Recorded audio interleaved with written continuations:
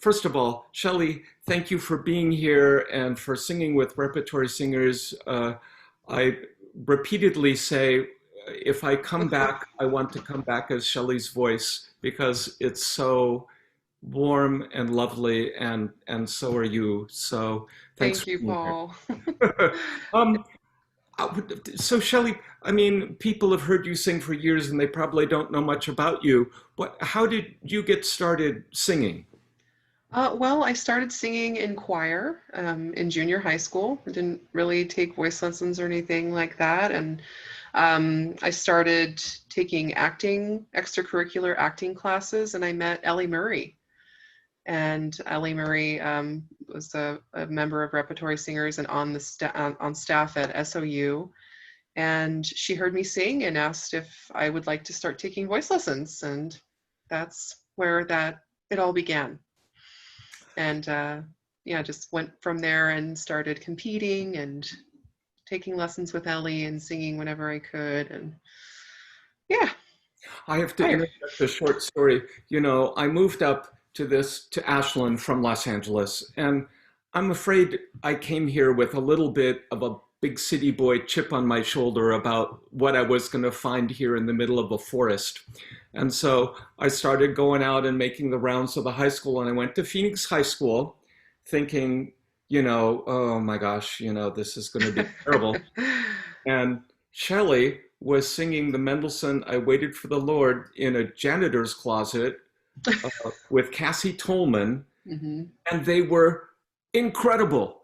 They were these two beautiful voices. I mean, beautiful voices. And honestly, it was a good lesson for me that talent is everywhere, beauty's everywhere, and I needed to get that chip off my shoulder big time. So you helped me do that Glad I could help, early on in my time here. closet or not. Well, that's what they had. It's true. They have something, they have a little more room now, but the And closet, it worked. and when did you start singing in repertory singers? I really can't remember performing without you. I sang in Repertory Singers. I think officially was in 2006. It was, I was attending SOU and you invited me to come and sing. And I think that's maybe when, I don't really know if you had a lot of student singers at that time in the group. Didn't seem No, like there were that many.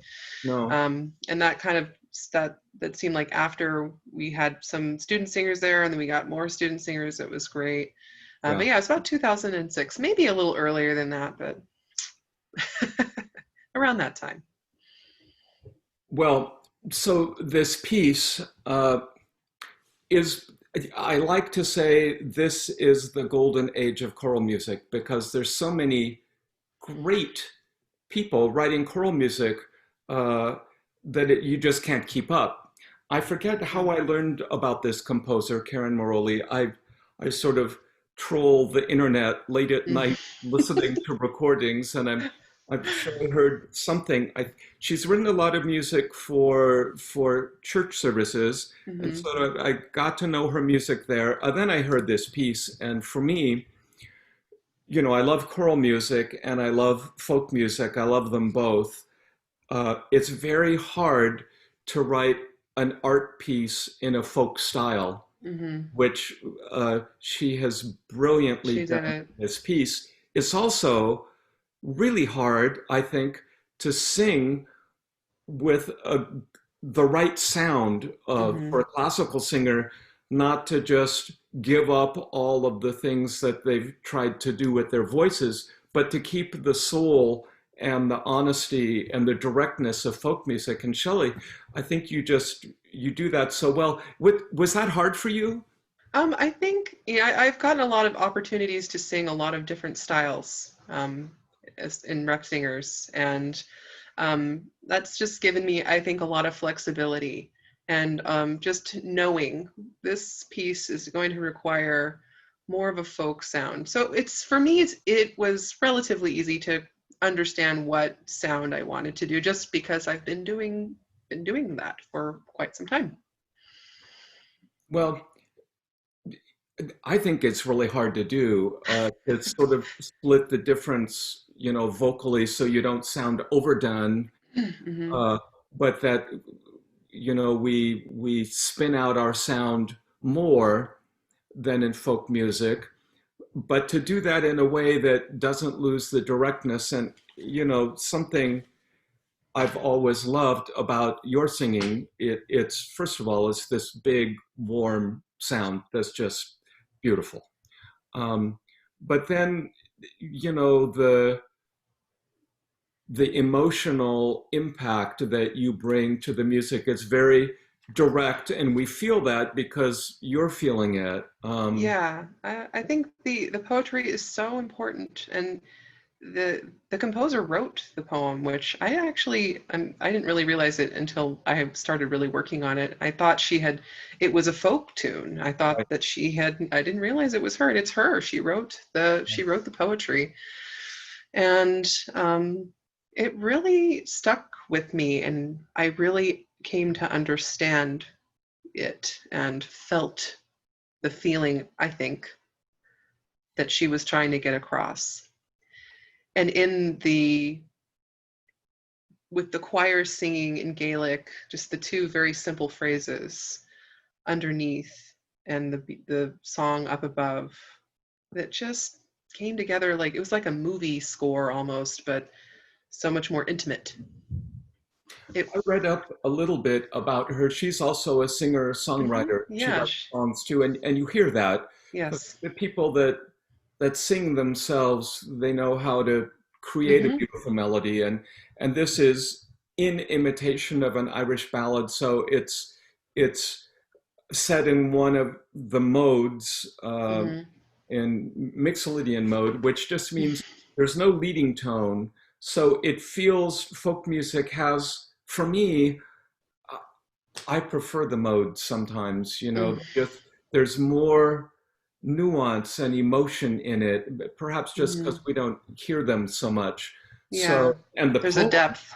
It's I'll, just I'll, a richness. I'll read a little bit. Fair boy, your eyes, they haunt my soul as the moon haunts the night. The stars all fall at the sound of your voice. The mountains sigh at your sight. I mean, it's beautiful. Hmm. And the last verse, I wander in starlight, awaiting your call, O pulse of my I heart. know, that's just, And the oh, choir is pulsing. I it's love you, so, O pulse of my heart. yeah, it's it's just beautiful. It's heartbreakingly beautiful. It just, Agreed. yeah, When I go through lots and lots of music, um, it's yeah. There's uh, a lot out there. and they're little gems by people you Hmm. don't know. So you have to look at all of Yeah. it. You say, in fact, when I start to get tired and I say, oh, I don't know this person, then I remind myself, well, the whole reason you're doing this is to learn something new. Yeah. Listen to this person, and then Hmm. you can, see what you think. So Yeah. it's a great time in choral music and in the programming for this group that we get to do all kinds of styles, from very sophisticated art music to sophisticated folk music, Yes. and it's a privilege for us to be able to bring it to our audience, and we hope you enjoy this very lovely faux Irish ballad by a brilliant young woman composer, Karen Marrolli, and sung beautifully by Shelly Cox-Thornhill. Thank you, Paul. Enjoy.